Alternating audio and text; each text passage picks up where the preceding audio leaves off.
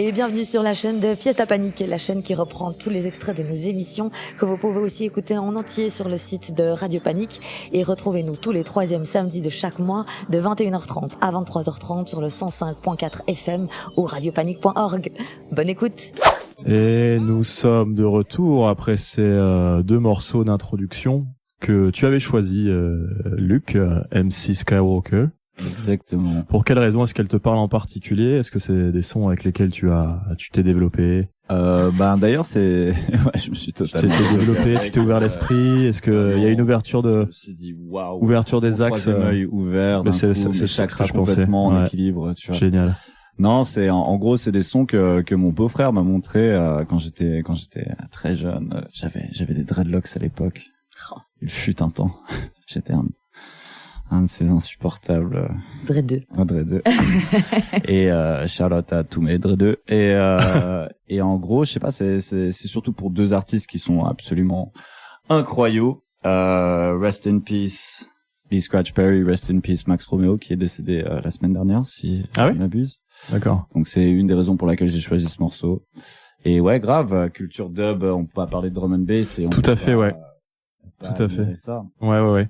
J'avais l'intention justement de faire un petit flashback sur l'histoire des origines de la drum and bass actuelle, ses fondements et vraiment le départ de tout ça. Quelles sont les origines justement? Parlons-en. Tout commence très vite après la Seconde Guerre mondiale, où le Royaume-Uni voit débarquer sur ses côtes le fameux bateau Empire Windrush, avec des milieux jamaïcains quittant leur île pour venir, dira-t-on, reconstruire le pays.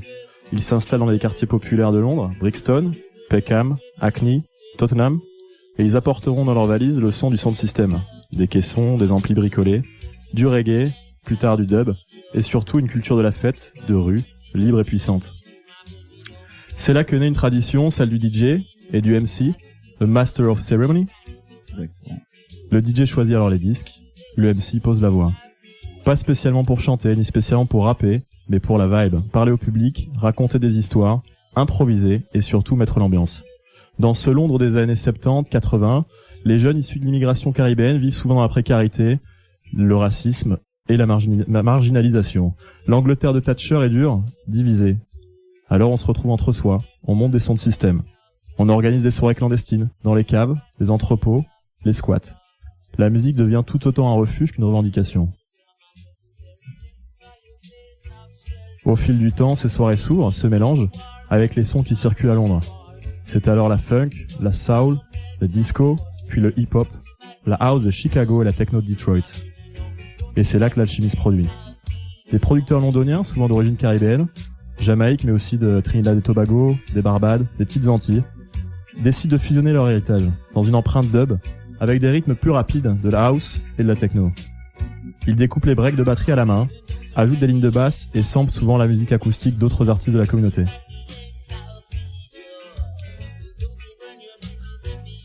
C'est la naissance de ce qu'on va d'abord appeler jungle. Ce son ultra rapide, frénétique, explosif.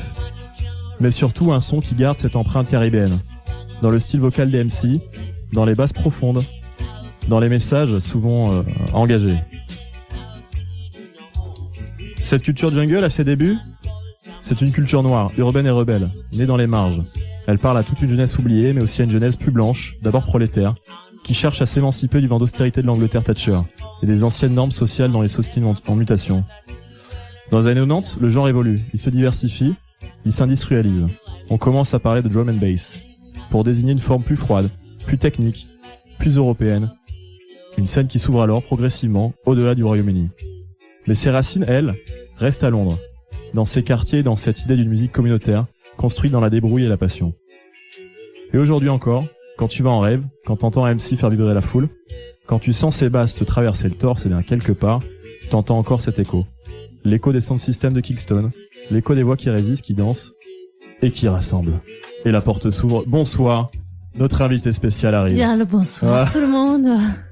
C'est magnifique. Bonsoir. Bonsoir. Attendez. Bienvenue. Attendez, parce que quand Les même, émotions j'ai plus et les l'habitude escaliers. Ah, c'est 4 étages à pied. C'est le 5e qui tabasse en fait. Il y a les 4 et le 5e. Te titille un peu. Et bon, comme voilà. ça.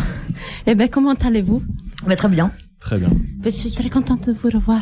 Tu arrives au était moment justement, parfait. oui, c'est ça. On était en Excusez-moi. plein milieu de l'exploration des débuts de la drum et des MC, si je dis pas de bêtises, Léo. Tout à fait, c'était l'idée, ouais. Parce que le MC est lié à cette scène. Hein. Il y a vraiment une concomitance entre le développement du MC et cet héritage reggae, dub, jungle, drum and bass, toute cette continuité là, c'est une fusion finalement. Il y a pas ce mouvement sans le MC et inversement. Voilà.